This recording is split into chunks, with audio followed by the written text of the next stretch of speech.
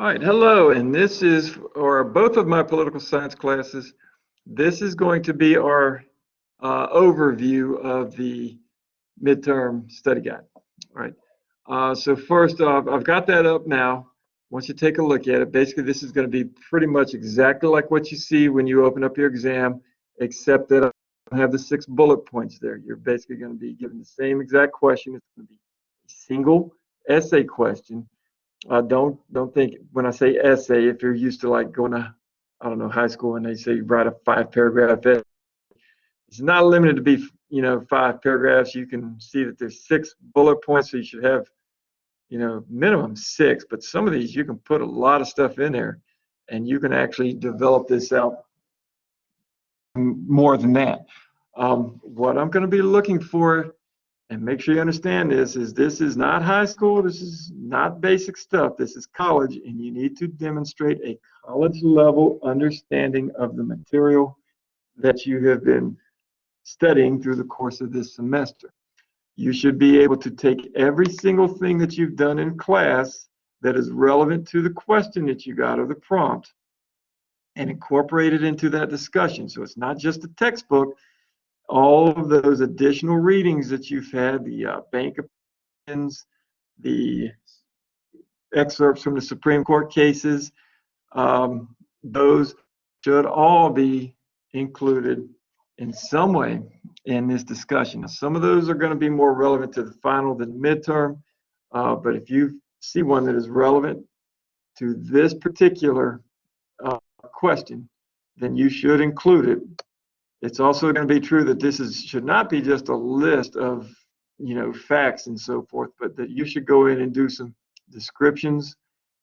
What you want to do is have some discussion in there that shows me that you understand stuff, not just that you've memorized stuff, but that you actually have some understanding of the material. All right, now, let's see. We're going to go to the home page first. Here we go. We're going to walk through. I'm going to go down to our lessons and click on that. Scroll all the way down. Third item from the bottom is the midterm exam folder. I'm going to click on that. And then you can see you've got a rubric, you've got a video, which I'm shooting one now, so that will be replacing this one. And then we've got a, study guide, rubric are repeated down there for whatever reason. I'll have to look at that and clean it up, but then you've got your actual midterm exam.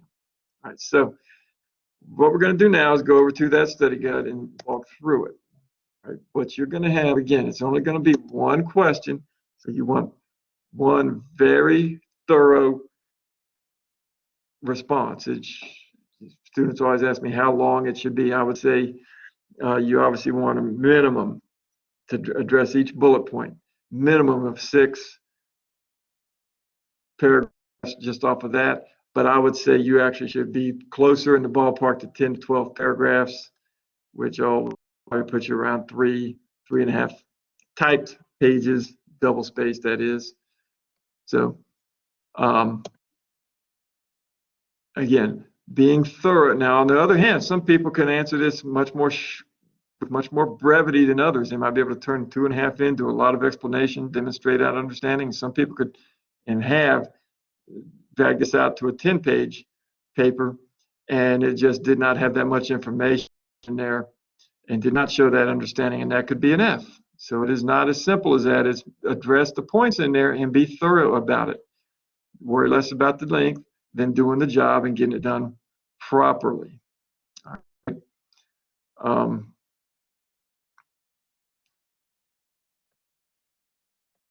This is that study guide, right?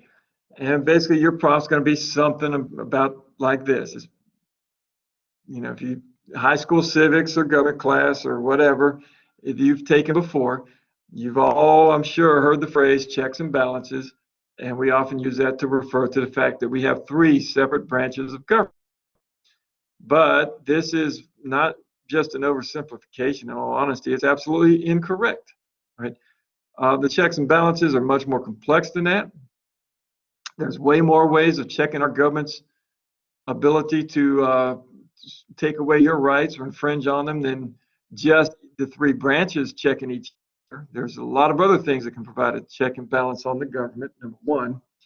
Number two, separation of powers is a general rule and was designed to, basically make sure that one entity did not have full control, but the check and balance part is actually not that you separate the powers, that you include some of the other branches' powers in one of the other branch, which gets us into the first bullet point.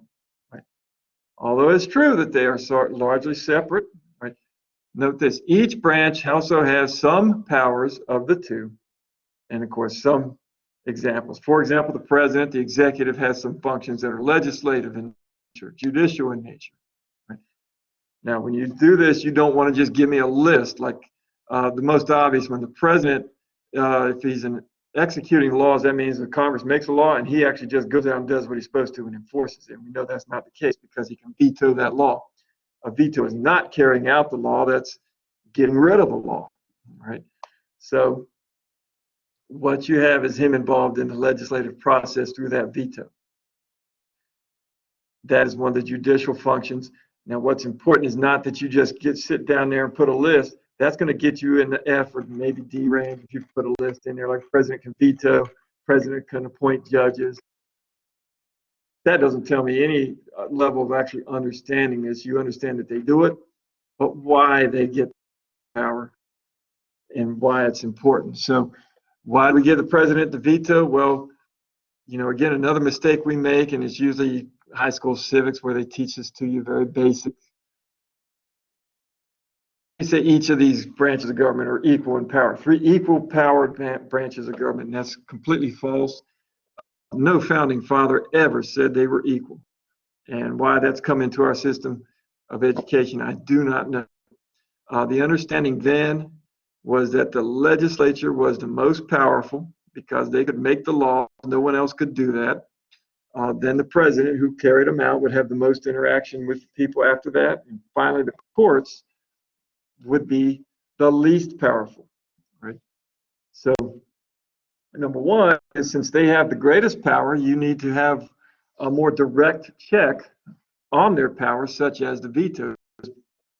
Now, it's also true that you got to look at what those two separate houses represent.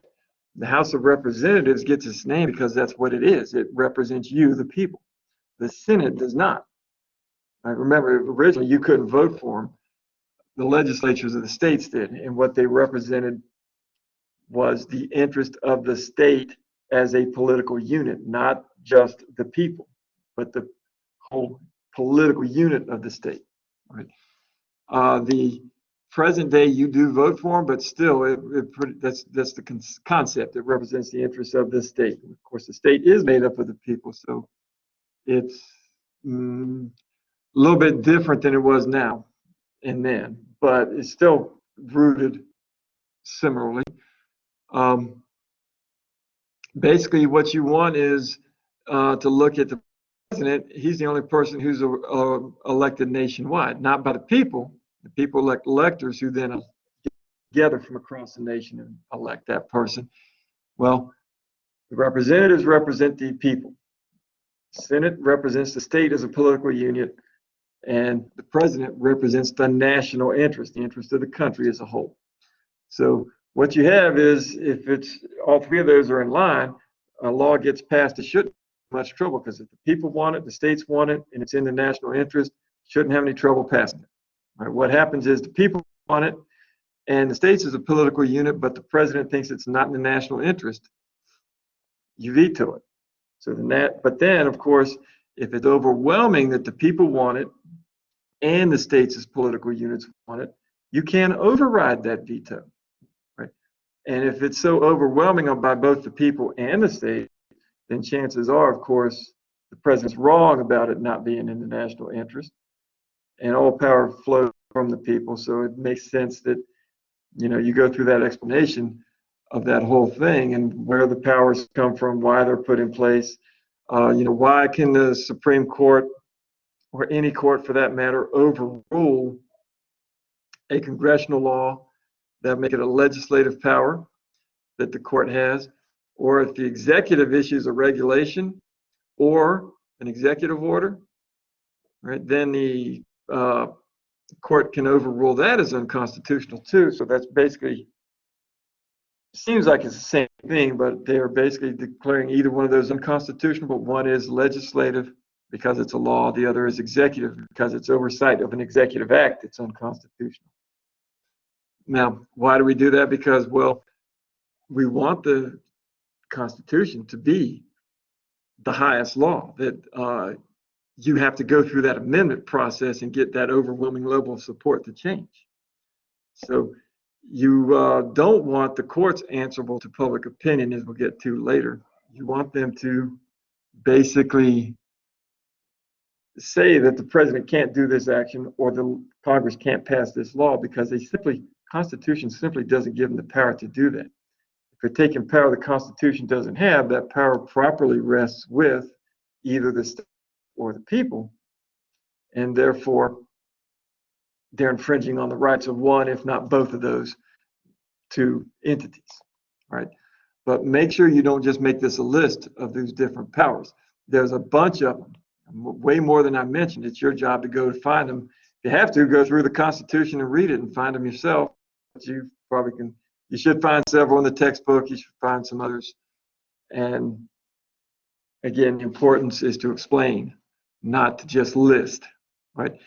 All right, now consequently, again, the legislature was the most powerful, and so its power was actually divided into a bicameral legislature, 2 houses. There's checks and balances between those two, and they're given different things for different reasons, and it's the reasons that are important. For example, when the president appoints a judge or chooses a member of his cabinet, like the Secretary of State, some people will say Congress gets to review those. Actually don't. Congress does not. It's only the Senate who gives their advice and consent on treaties and who confirms the judges or the executive appointments, right? Why do we not give that to the people? Because we don't want public opinion to basically overly influence those decisions. The Senate is more insulated from that and makes their decisions theoretically based more on what they think is right for the state and hopefully for the country, rather than to just give the people what they want, right? Now, there's basically 3 different things there. You got appointment of judges, you got appointment of executive officers, and then of course the treaties are the third one. Mostly people are, very insulated from foreign affairs. Asked the class today if, and nobody even knew who Boris Johnson is. He's only the prime minister, the chief executive of our absolutely closest ally in Britain. So obviously we're not following foreign affairs that much. You don't want the people having much influence on that when they don't have any clue as to what's going on. And the idea is that you have the upper house, the one that's, maybe more elite, but up on those issues, making those decisions, right? Now, on the flip side, there's some things that people and their representatives can do that the Senate can't do, right? Now, the big ones, if you raise taxes and if you spend money, you cannot do it except by starting the bill in the House of Representatives. And the theory behind that is it's the people's money, right? We don't go out and collect taxes from the government. The government is collecting taxes from us. Right? So since it's the people's money, the people's representatives should be the ones who decide whether we need to raise taxes, and then they should also be the ones who decide how that money is spent. Right? But it's that they start the bills. Right? They can't initiate that bill in the Senate. Now, it's still a bicameral process, so you have to start it in the House. Every year we have a budget. It starts in the House. It does still have to go to the Senate, and the Senate has to approve it too. And then, of course, it goes to the president, who could veto it, but normally signs off on it. So it does have to start with the people and still goes through the transition. But you cannot just decide, hey, we want to raise taxes, corporate taxes, and start that. You can't have a senator go off and say, let's do that. Now, every year you see the president talking about the budget. He does propose that, but he can't actually even generate a bill, he has to get somebody in the House to actually do that for him. If nobody in the House likes the president's budget, it doesn't get submitted. And as a side, it pretty much never does. It always goes through a process where whatever the president says in his budget gets changed right off the bat before this discussion's even talked, right when they submit it, because it has to come specifically from the people. The logic, of course, is that it's the people's money, one way or the other, taking it or spending it. They should be the ones who start the process of discussing it. All right. Number 3 seems simple, the concept of enumerated powers. And basically, that's just that idea that we list those 17 powers by name, and if the Congress has no other power, that is simple in itself. Congress can, for example, coin money. All right, Congress can declare war. All right, Congress can, create the laws that govern the military. Right, they can't go out and, just pass a litter ordinance. Right, they can't have the FBI stopping you out on the highway, right, and give you a ticket for littering, because that is what is called as the general police power, and that power to regulate the general rules of society falls to the state, right? Now that is simple, and it seems like that should be short, but that's not where we're going to end that discussion. The problem comes with power number 18, which is referred to as the elastic or the necessary and proper clause. Right. In that clause, it says the government of Congress will have all powers necessary and proper to carry out the aforementioned powers. And what that comes from is a recognition that the stuff on that list they couldn't do unless they could do other stuff as well. Now, theoretically, it's got to be reasonably related to one of those other powers. And I would hopefully all agree that that is necessary to some degree. A classic example is, as I mentioned, one of those powers is the power to print coin money. Now, the same clause says that they also have the power to, punish counterfeiters. All right. Well, you got the power to do that, but it's useless, right, by itself, because how do you punish them when you don't have any power to, as you can do any kind of punishment? Right. In other words, there is nothing in there that says, number one, that you can even arrest the people in the first place. There is nothing that says Congress shall have the power to create a law enforcement agency. And there's nothing that says Congress shall be able to create a prison system. Well, if you can pass a bill that says, counterfeiting is a crime, it's a felony, and maybe it even says you can get up to 10 years of prison for it. But if there's nobody to arrest you, then it doesn't matter, because people can go off and counterfeit, and again, there's nobody to arrest you, so you just keep doing it. And if they made it illegal, they can't do anything. So the caveat is it's necessary and proper to create the Secret Service, which is the law enforcement agency that goes after counterfeiters. We think of it as protecting the president, but that is its main purpose is counterfeiting. Right? Once you arrest them, you have to basically do something with them as punishment. So there's no power that says Congress can create a prison or build prisons, but that's kind of necessary and proper. Now, of course, you can see that would be very closely related to the powers that it has. I mean, create a law enforcement agency to catch counterfeiters, that's closely related to the power to make counterfeiting a crime and to punish it, and so would be creating the prisons. Right. Problem comes when you do some other stuff, like, for example, how far do you stretch those powers is the big question. There's a law that we'll look at a little later called the Violence Against Women Act that basically said we're going to, for people who commit basically like the domestic battery violence against women, right? They said basically that it has a big impact on the economy because, billions of dollars are lost because women who are, victimized take off from work, and it hurts the economy. So the Violence Against Women Act basically said that a woman of, victim of violence could sue the perpetrator. And normally if you sue someone, like if you got $1,000 in medical expenses, that's what they give, right? And you might get pain and suffering, which is $1,000 too, but it's based on a numerical evaluation of how much that pain was worth. Violence Against Women Act lets you punish those people with treble damages, which means 3 times. So if it did $1,000 worth of medical expenses and $1,000 worth of pain and suffering, you'd normally get $2,000 if you're a man suing. If you're a woman and you were the victim of the violence, you'd sue and you get, $2,000 times 3, $6,000 in damages. Well, that was not passed under provisions preventing discrimination. That was passed under Congress's power to regulate interstate commerce, and that was also partly ruled unconstitutional because that was a big stretch. I mean, is that really a regulation of interstate commerce, or is that really an effort trying to go after people's individual behavior, right? And it's not that it's right or wrong, it's whether or not Congress just had the power to regulate it through that particular, justification that they were using, right?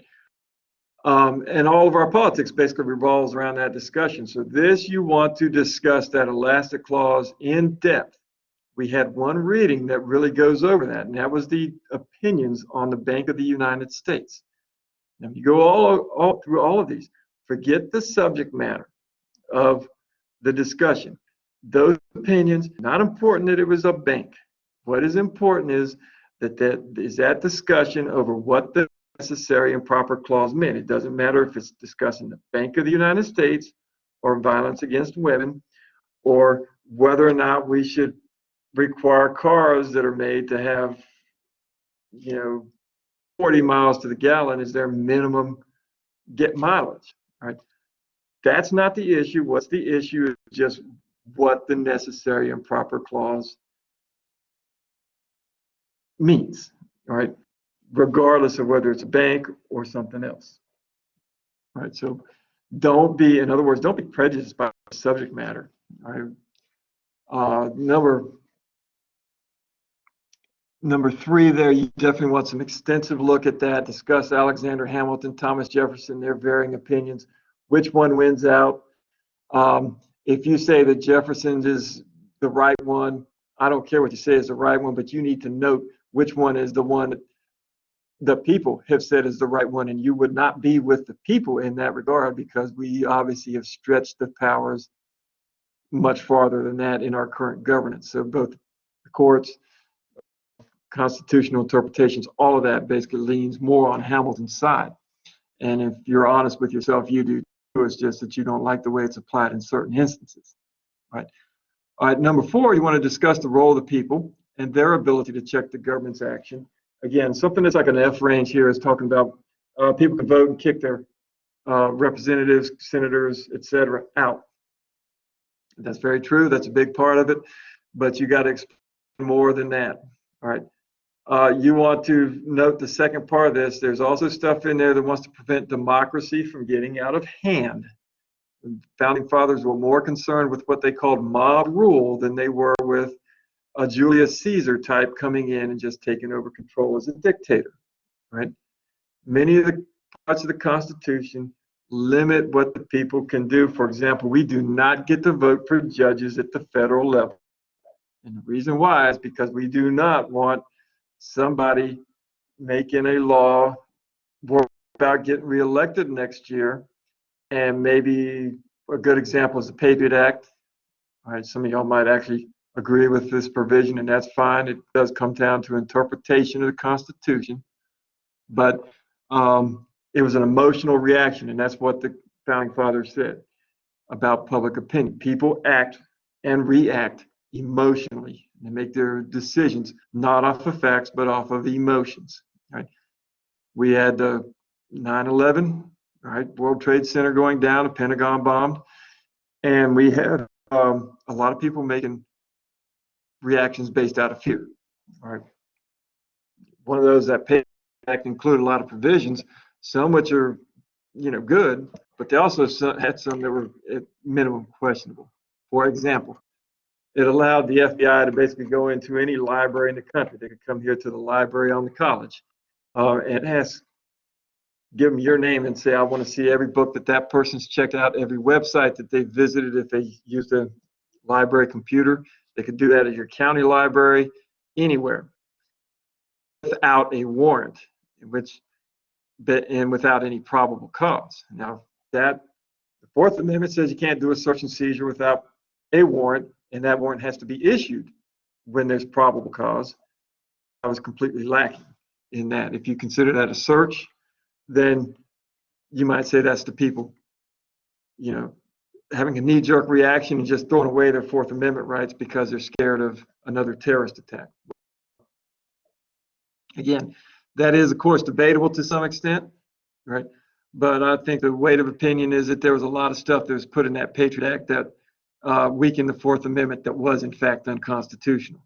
And that has come about because after a longer period of time, people have settled down, those emotions, kind of calm down, and people take a more rational look at it in the long term. Well, that's also the reason we have term limits the way we do. The representatives, 2 years, answerable to public opinion. Senators, 6 years, you want them to have that longer period of time so those emotions calm down and you see like they voted for something on the end of it. Well, this bill was actually, we hated it and the idea at the time, but it actually was for the good of the country. The president, of course, is in between. He's also further isolated because he's elected by electors. When you vote for, in the last time, if you voted and you pulled Trump or you pulled Biden, you did not vote for that person at all. You basically expressed your opinion, and you were essentially choosing an elector who went off, and they could vote for anyone they wanted to. Some states require them to vote the way the people tell them to, but they can do whatever they want to when they get there, and they have done that. It's never swung an election, and probably never will, but keep in mind that's an added layer of insulation. Just like the fact that you're appointed, if you're a judge and you serve for life, insulates you much more from that public opinion because, again, you want those people to make their decisions based on the law, not in any way on what public opinion is. All right. So really the focus on this is the things that are trying to prevent democracy from going crazy. And if you look at, again, if you don't believe that the founding fathers are right, look at the issues. We never had a dictator come in and just take over with an army and say, we're going to have slavery, you don't have a choice about it. That was a decision that the people wanted. So when we had those instances where rights of people were extremely violated, in that case slavery, there is no such thing as a right for a slave. That's something that the people put in place, not something that you had a dictator coming in and forcing them. Same thing with segregation. Again, same thing if you look at it less egregious perhaps, but the Patriot Act, if you fall in that line, that was something the people put in place through their representatives. Congress wasn't doing that because they just got the mood for it. They were reacting to what the people wanted, right? The sixth bullet point has some stuff in there. It talks about public participation, so that could actually fall under this one as well. You have other ways of impacting the government or checking it. For example, you can have protests. You could have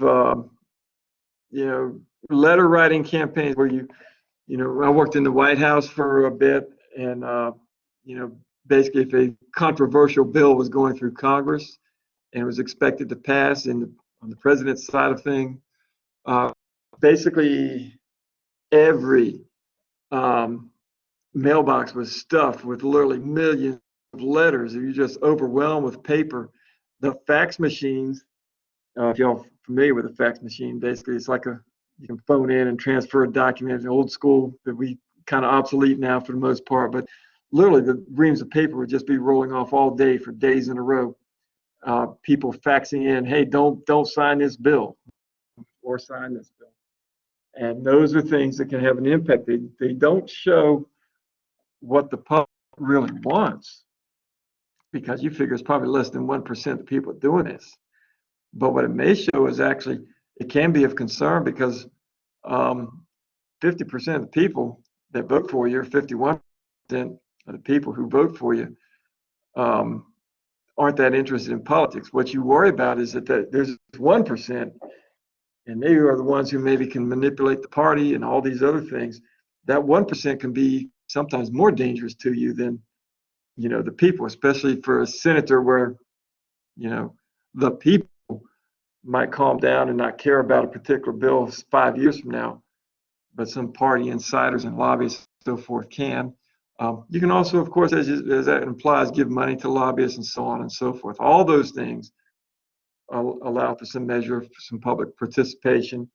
The last one, if your rights are violated, this is actually where the Bill of Rights comes in, which you can mention. If your rights are violated, you can push the government to not violate your rights. Those are individual rights. Those are not democratic rights.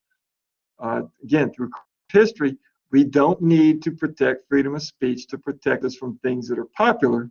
We need to protect the opinions of people who say stuff that is not popular, right? And so the fact that we have that basically lets you, as maybe even just a single individual against 300 million people in the country, right, stop the government from limiting your speech because of those provisions that we have. All right, now, number 5 is federalism, and again, this to some extent, this relates back to enumerated powers, because if we stretch the federal government's powers more with that elastic class, what that does is, there's no vacuum here. That basically takes that power away from the states usually and gives it to the federal government. If we restrict federal government's ability to stretch its powers, then it's giving more power back to the states, right? But the contest between federal and state is something that you want to look at in general. This is where you want to bring in the discussion of Prince versus the United States in particular. Many people were writing stuff about that it seems like they got the perception it was about gun rights. Had nothing to do with gun rights. Had to do with whether or not the federal government can force the state to carry out its law. Doesn't matter if it's gun rights. Doesn't matter if it's littering. It's the same concept. And again, what's the danger to you is if you're like a gun rights advocate, you might like that. Can't force the state to go out and force people to do the background checks for the feds. At the same time, you're likely, if you're in that camp, one of the people who wants to restrict immigration in recent times, and the more cities like Baltimore that are refusing to help the feds find illegal immigrants, as you term them, undocumented immigrants, whatever you term it, are saying, no, Baltimore can't do that. You're basically a hypocrite if you say that, because if you support Prince in gun control, you have to support it when those cities refuse to help the federal government on its immigration policies and laws, carrying those out, because the issue is not immigration or gun control. The issue is does the state have the power to just flip the bird to the federal government and say, you got to send down the FBI and take care of this yourself. We're not helping you. And it doesn't matter one way or the other what the actual core law is. All right. And I'm actually going to be going over in a separate recording over all of those readings to clear up some of the things. Those discussions definitely highlighted that there's some misconceptions about them or misunderstandings about what those are across the board. All right, number 6, we're looking at the outside forces that affect on the federal government. It references the press, political parties, and public participation, we already mentioned. But the press, of course, you as the people cannot make an informed decision. You cannot vote your people out of office because they make bad decisions unless you know they're making those decisions. And that comes to you through the press. Political parties, you get a small range of candidates to choose for, so it limits your ability to influence the government, because you basically have to pick one of those people who's in the party choice. And that might seem like a bad thing, but keep in mind, we've never had a real communist, fascist, anything like that. We've never had a Hitler elected or a Stalin on either end, and they've all been very moderate. Even the most liberal person that we think of as hear Republicans talking about Bernie Sanders as a crazy pinko communist in the vein of Lenin. He is so far removed from Lenin, it's not funny. Just like people would talk about Trump or any Republican oftentimes as a fascist, they are so far removed from Hitler that it is ridiculous to even make the comparison. It's what we call hyperbole, inflated, way overinflated claims. Our most liberal, our most conservative have actually been within a very moderate range. Doesn't mean we like their points of view, but it has kept us from having people who would do stuff like, concentration camps, which both Hitler and Stalin did. One's considered far left, the other's considered very far right. Keeps us much more in the middle that way, because the parties tend to be dominated by people who are more moderate. All right. Basically, that brings us to an end on that. So if there's any questions on the study guide, please email them to me. All right, that's not necessarily the end of everything we want to look at right now, because I'm going to bring up the midterm rubric. All right, and this one is coming up in just a second. Let me see here. I think this is it. And I see why I have two copies. Okay, the second copies are PDF so that you can download this for your own use and review. All right, government branches. You see that's 25% of it. Notice the F range, you just don't attempt, you're incorrect. D range, basically you got that basic information. You're listing stuff the president can veto legislative acts, the president appoints judges, all right, so on and so forth. You've got to describe just to get into the C range, at least one example of each of the branch. So you want really, if you're doing the legislature, you want to talk about two. One that checks one executive power they have, or one check over the executive and one over the judiciary.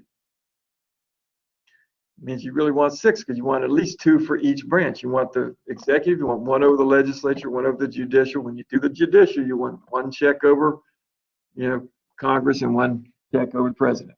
So, but you want to do, and I don't care if you go beyond six, again, listing 50 of them will still get you in range. You have to explain, and what I would suggest is actually just doing really that minimum number, about six, and then focus on explaining them, not listing 50 of them, because if you list 7 of them, it's still going to get you down by the F. But if you got 6 of them and you talk about why it's there, that's going to put you in the A range, and which apparently is mislabeled C range again up there. So I'll try to fix that before we get to the actual exam. All right, same thing on all of these. The checks between House and Senate, you see weight's a little lower, 15%. Constitution, that enumeration, that's 15%. You notice again that social contract theory, the curriculum as it is now is kind of taking a lot of that out, but you will see that in chapter 1. So just a little brief discussion of that kind of gets you into that C range. And then that A and B range, you're talking about the elastic clause. So that's where in other words, you're not getting in there if you're not talking about the Bank of the U.S. All right. The people, federalism, and if you go down that last category, all those other things outside entities, each one of those is 15%. All right. Basically, if you just don't address it and you got incorrect information, you fall in that F range. D range is basically, again, you're just brief. You don't go into it much. You're basically listing stuff and not actually telling me anything about it, right? C range on the people, how the people influence government. B range, give us several examples and analyze how they actually check the government, right? So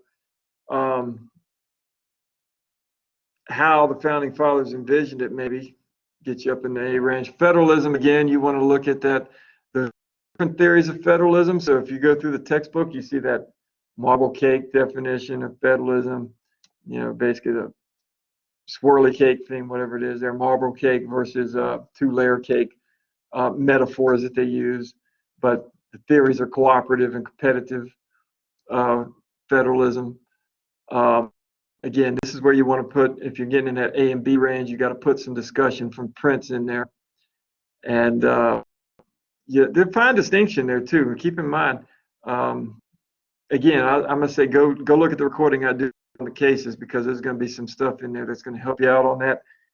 And if you don't go to that, you're very likely to fall in that F range, because you get to the realm where you're making errors.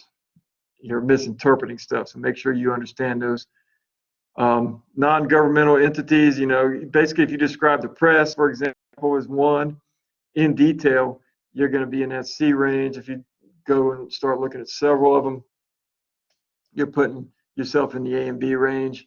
So make sure you look. I'd suggest that is the number one overlooked when a lot of people go through and they will do the first couple. And this is kind of like a warning, but watch out for it. Most people who do the government branches, some people stop there. They don't look at any of these others. And so what they get is a 25 on the exam, and they wonder why. And it's like, well, you got the rubric in front of you. You didn't discuss any of this. And what does that say? It's weighted 25%. So if you got 100 on it, what you got is a 25 on the exam. So if you did the second one, that gets you up, basically maximum grade of a 40. But you got to address each and every one of these to some extent. So if you get if you can do like A's on all of these, and then you come down to this one, you're struggling with this last one, if you can at least get in that C range, you might not want to see that C on that one, but if you got A's in the others, it's, possible you're going to be in the A or the B overall for the final. So don't just skip something. It's zeros that you're down. If you got a perfect score on everything and you've got, the C range, you're going to get about 7 out of the 14 available percentage points there. You'd still have an A. You'd be about a 93. If you got hundreds on all this stuff and you didn't mention this at all, that drops you down to 85, right? More realistically, you're going to have some weaknesses in the other, so you might actually be dropping from an A down to realistically a C by skipping it.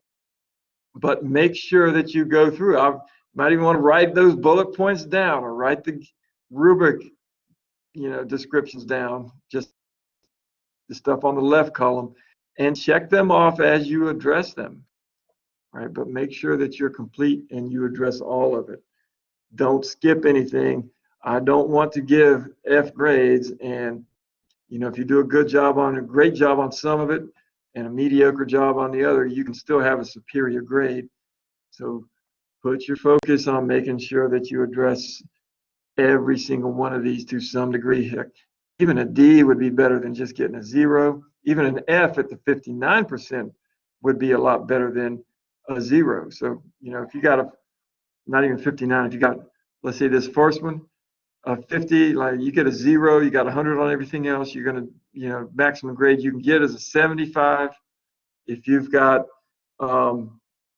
just a 50 on that, your maximum grade goes from a 75 up into the 80s, 87.5 to be exact, or a 50 right there. So, even in the F range, some of these you could have a full letter grade there. So make sure you pay attention to those. All right. And that's about it for this one. I'm going to do a separate one tomorrow and post on the court cases.